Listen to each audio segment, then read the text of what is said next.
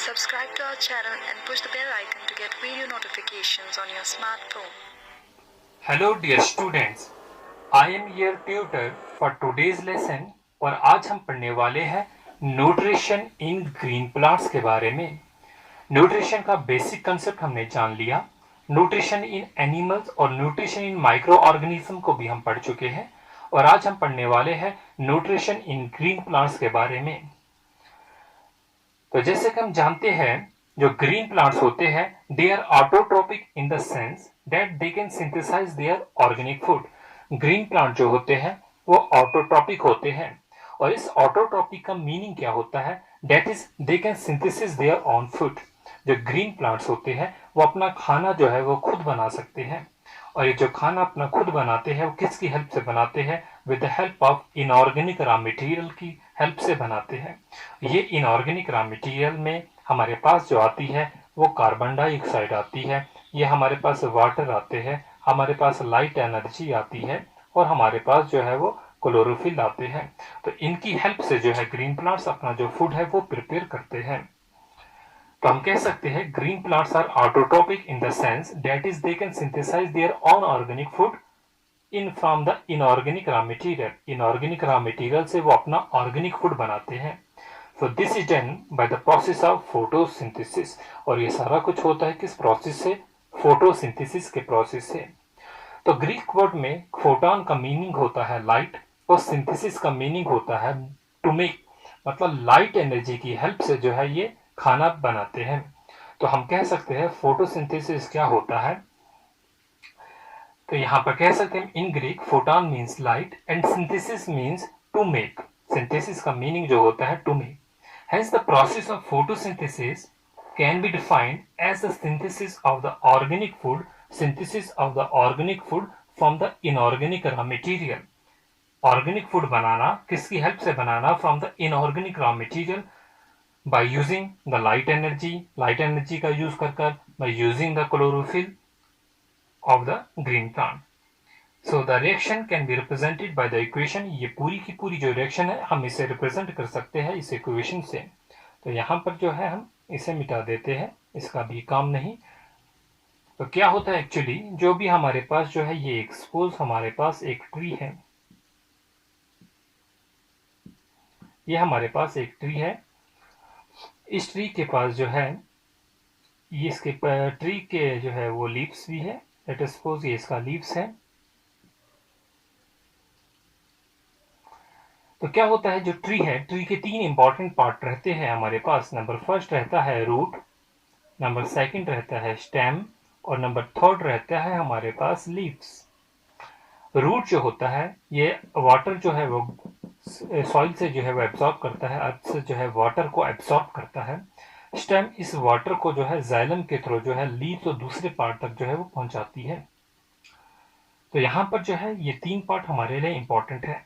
जैसे कि हम अपने ऑर्गन की बात करेंगे, जैसे हमने न्यूट्रिशन इन ह्यूमन बीइंग पढ़ा, वहां पर हमने वेरियस ऑर्गन पढ़े जहां पर हर किसी एक ऑर्गन का एक स्पेसिफिक काम होता था।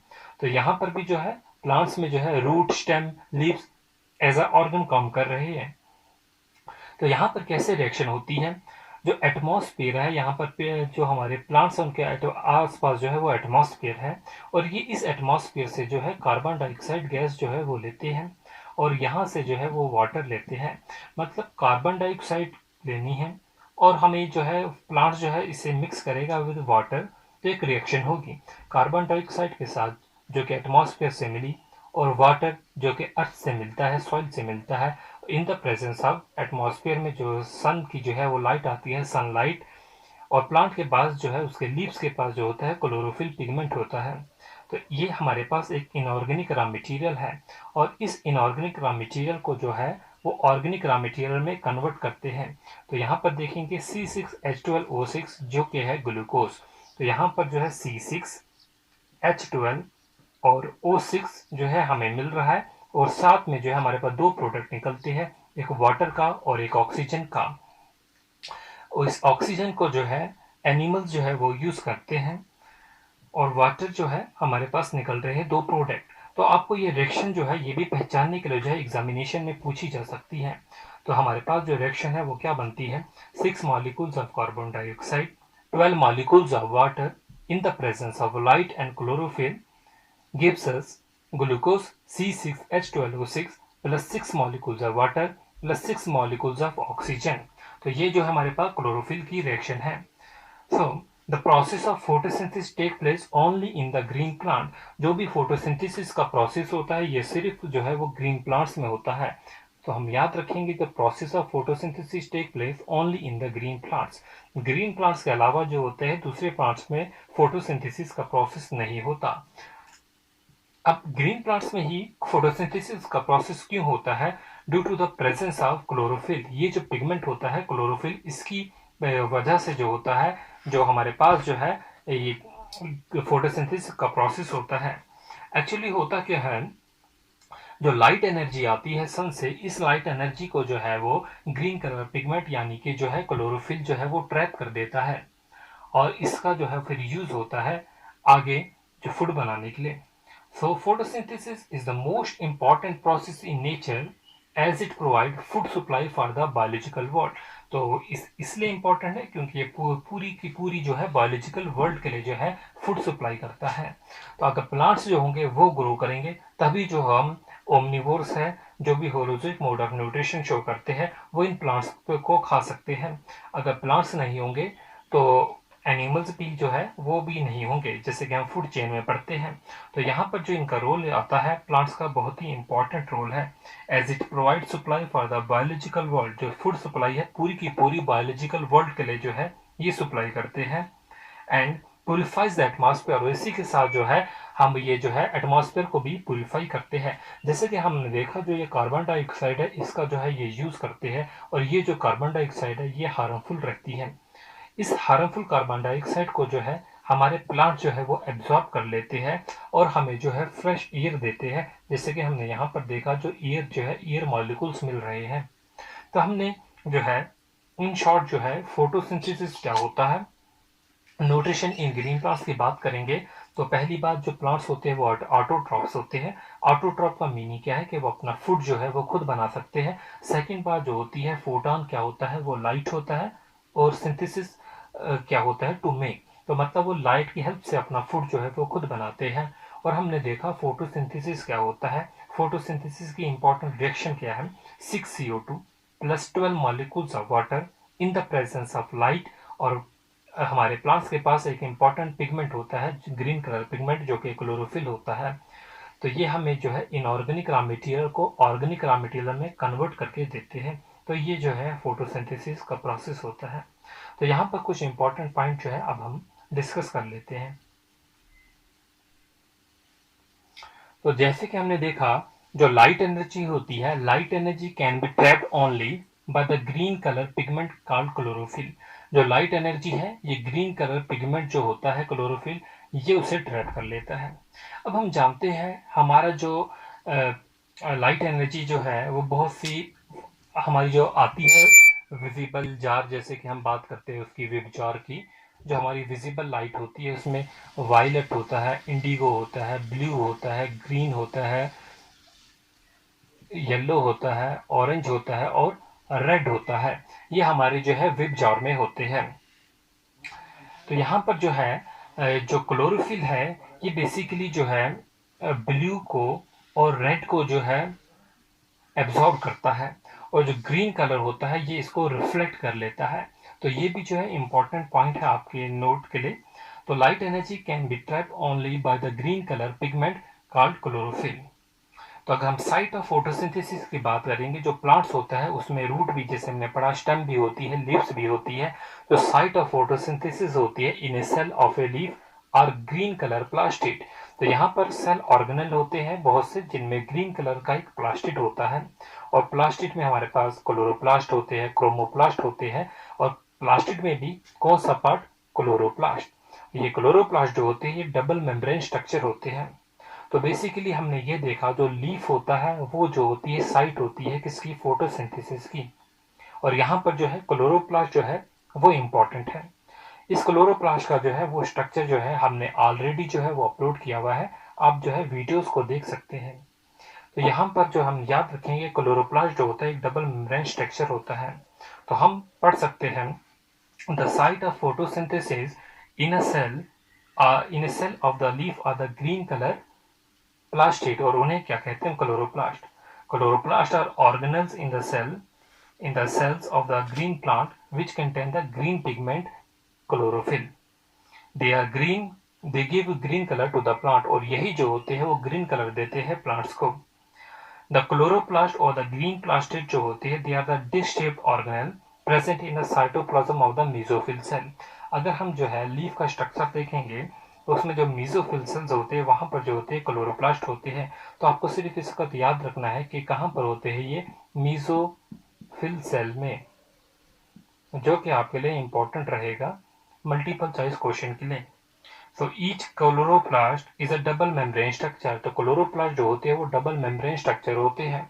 आपको क्वेश्चन ऐसे पूछे जा सकते हैं, which of the following is a single membrane structure, which of the following is without a membrane, और which of the following is a double membrane structure. तो यहाँ पर याद रखेंगे आप, जो क्लोरोप्लास्ट होते हैं ये डबल मेम्ब्रेन स्ट्रक्चर होते हैं,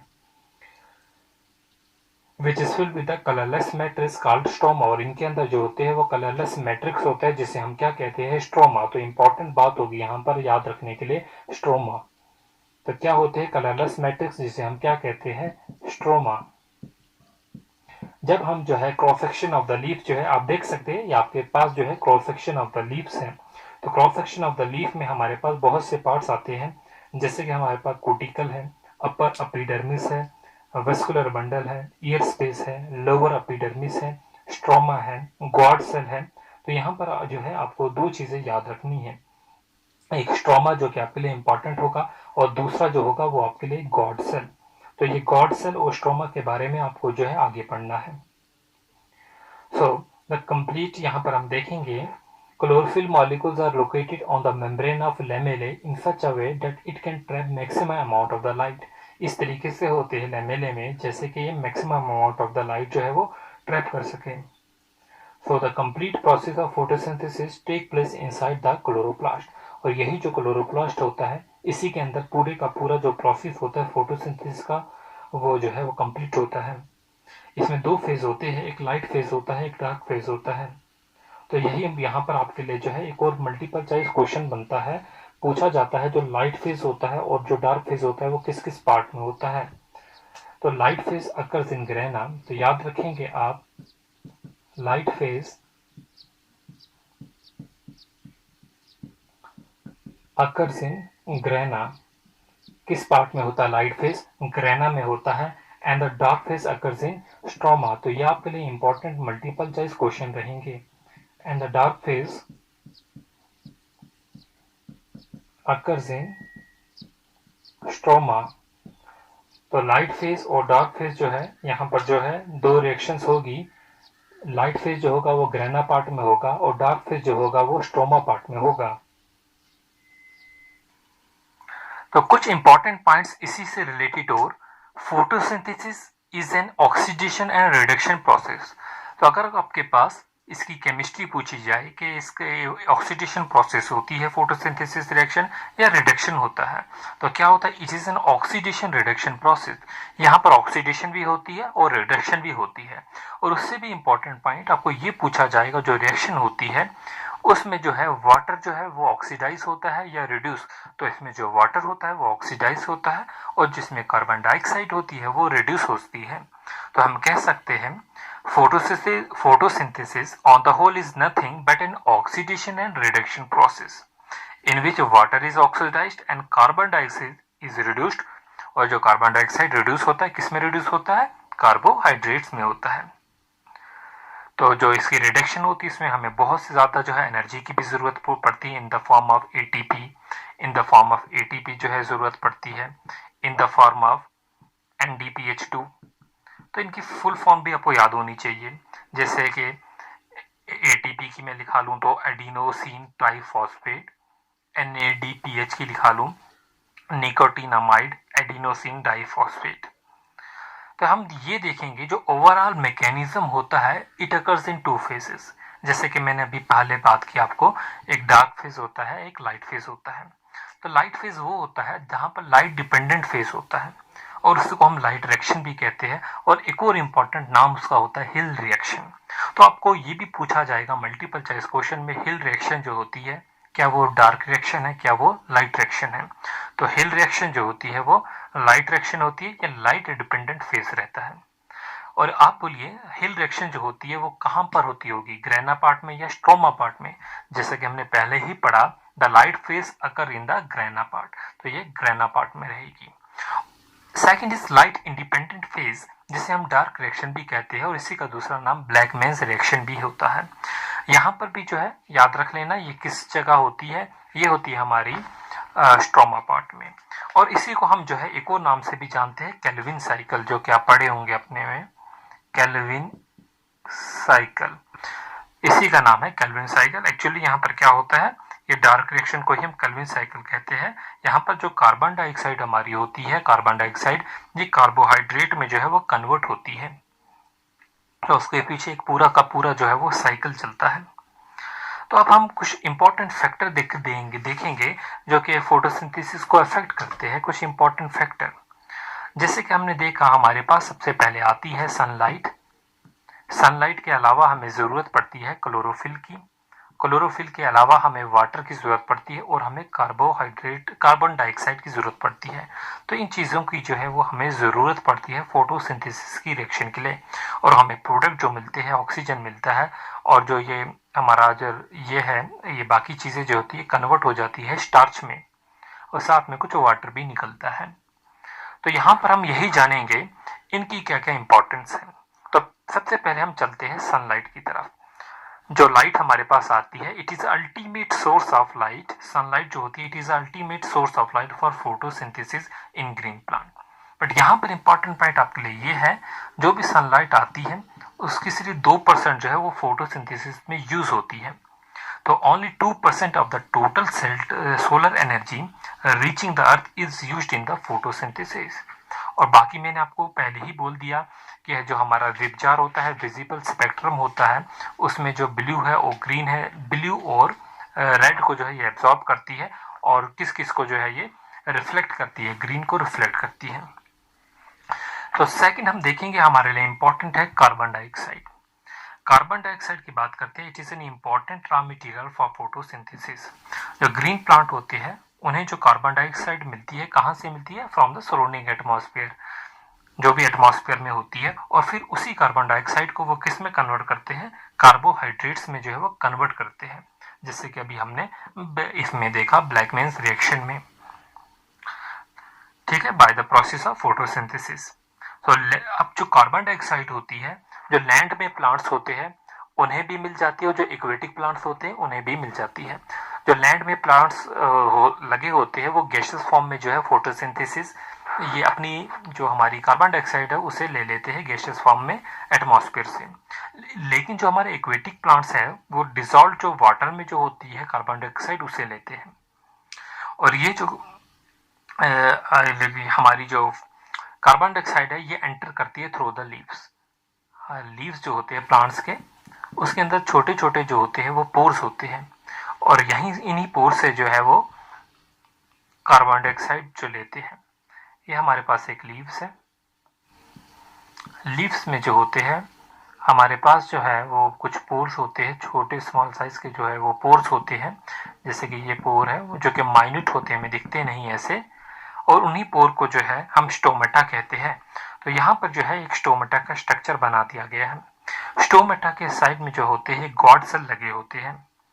so there are large number of tiny pores on the surface of leaves called stomata, जिन्हें हम स्टोमेटा कहते हैं। और ये जो स्टोमेटा होते हैं ये एपिडर्मल लायर में होते हैं। किस लायर में होते हैं, प्लांट की लीव्स की एपिडर्मल लेयर में होते हैं। एपिडर्मल लेयर में जो होते हैं स्टोमेटा होते हैं। तो यहाँ पर जो है they are minute pores in the epidermal layer, each pore is guarded by 2 kidney shaped guard cell. तो ये जो किडनी शेप आपको वो दिख रहे हैं इन्हें हम गॉड सेल बोलते हैं। तो 2 होते हैं guard cell, 2 kidney shape guard cell, and they regulate the opening and the closing of stomata. तो इस स्टोमेटा को जो है ओपनिंग और क्लोजिंग जो है ये क्लोज जो है रेगुलेट करते हैं। तो इस टाइम जो है ये स्टोमेटा ओपन है, और जब ये क्लोज होगा तो ये पोर्शन जो होता है ये बंद हो जाता है। तो उसे हम बोलेंगे क्लोजिंग स्टोमेटा। तो इसके क्या क्या पार्ट होते हैं, इसमें आप जैसे कि देखेंगे क्लोरोप्लास्ट होता है जो कि हेल्प करता है आगे फोटोसिंथेसिस में। स्टोमा पार्ट होता है ये वाला पार्ट जो कि बाद में बंद हो जाता है।